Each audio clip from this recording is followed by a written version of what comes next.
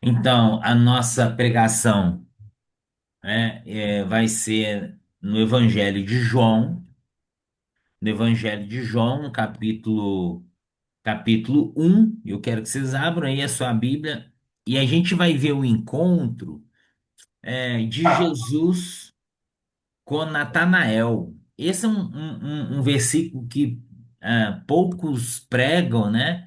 Mas tem uma riqueza muito grande de alguns detalhes aqui, e eu tenho certeza que vai abençoar a vida de vocês. Então eu queria que você acompanhasse comigo, deixe sua Bíblia aberta aí.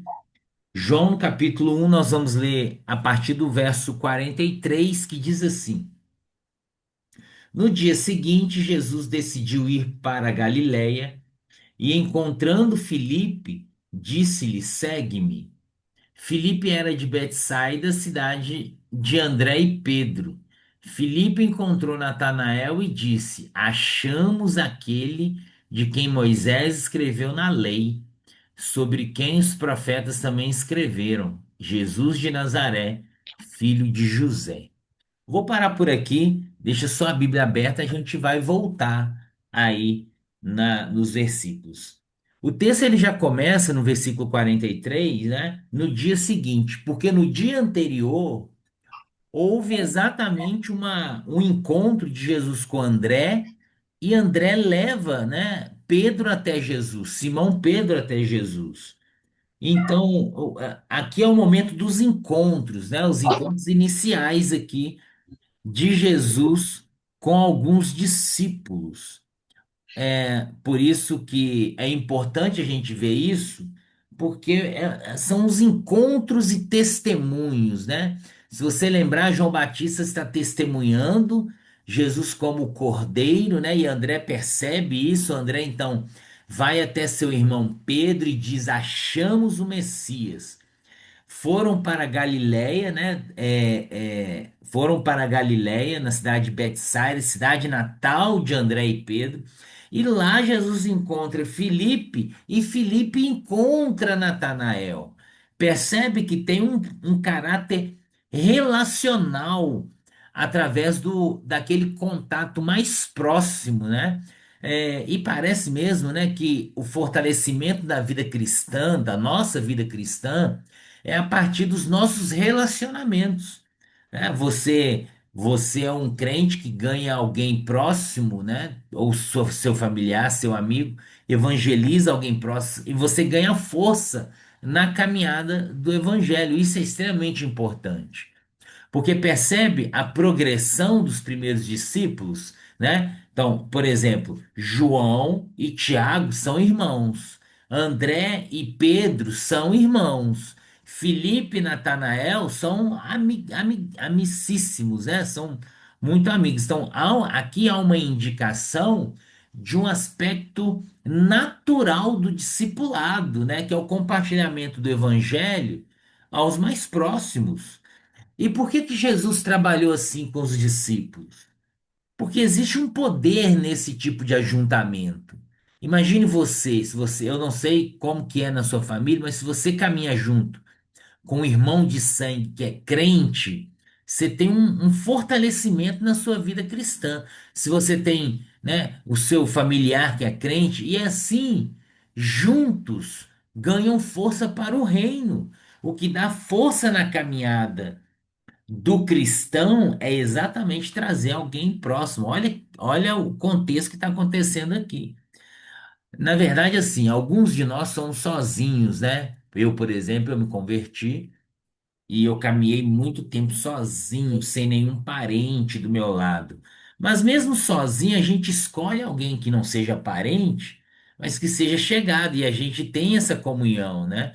E o discipulado, ou a força do discipulado, realmente está nesses contatos mais próximos, né? Então, por exemplo, André leva Pedro e Filipe. Filipe encontra Natanael e testemunha de Jesus. E o número dos discípulos só vem aumentando, né? Então, encontraram, partilharam as boas notícias, né? E em algum momento, né, tem uma frase muito legal que é uma tocha acesa. serve para acender outras tochas, né? Então, se estamos falando sobre encontro, o verso 45, né? Filipe ele fala assim, ó, achamos, encontramos, né? Olha o verso 45. Filipe encontra Natanael e diz: achamos aquele de quem Moisés escreveu. Então percebam que a palavra achamos ou encontramos, na minha Bíblia tá a palavra achamos. Essa palavra no grego é a palavra euriskó, que vem da palavra eureka, né? E a palavra eureka, euriskó, é um encontro, né? Ele acha, especialmente após uma profunda pesquisa, né? O encontramos aqui não é uma expressão qualquer, ou achamos aquilo. Exprime uma intensidade. Encontramos porque a gente estava numa intensidade na procura. E por que que procurou? Procurou porque havia uma necessidade, havia uma crise. Então, existe um entusiasmo aqui, é exatamente isso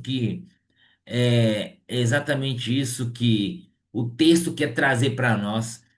Quando Felipe fala achamos, não é apenas um achar, encontrei uma coisa. Não, eles estavam procurando algo intenso, algo realmente transformador. Encontramos. Quando a mente procura, o coração deseja, o próprio Deus sai ao encontro.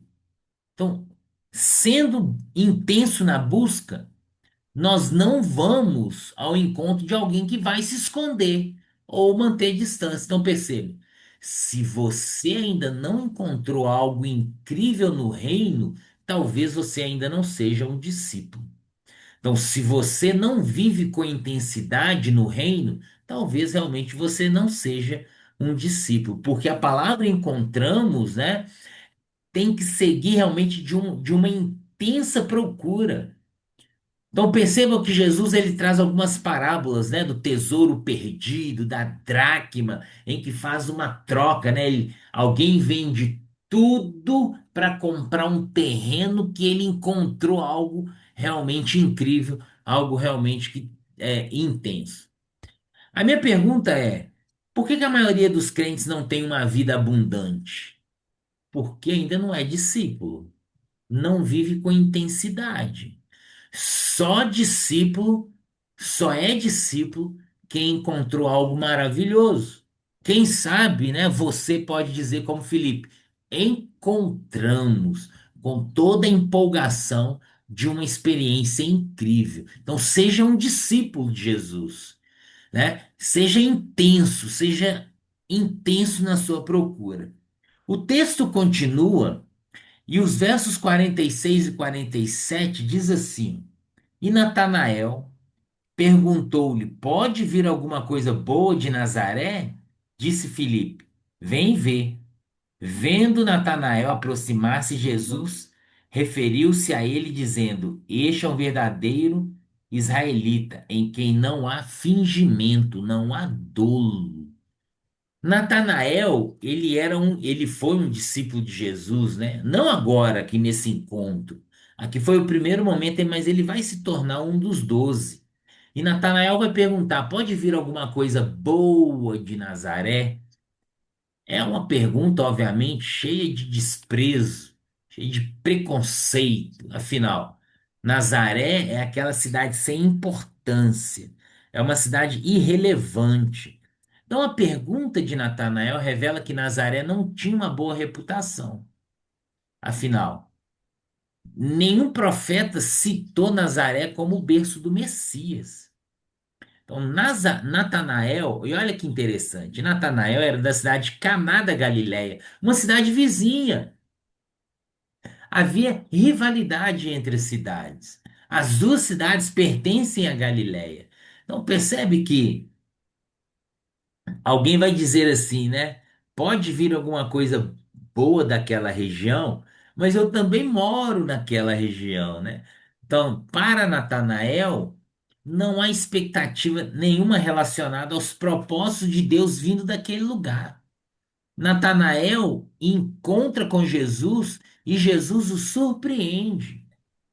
Estão entendendo? E Jesus vai falar assim, ó, um israelita, olha, um israelita que não tem falsidade, não tem engano, né? Quer dizer, um israelita que está disposto a examinar as escrituras, e ter um momento de intensidade, né? E olha que interessante. Os versículos mais para frente vai falar assim, ó, anjos subindo e descendo.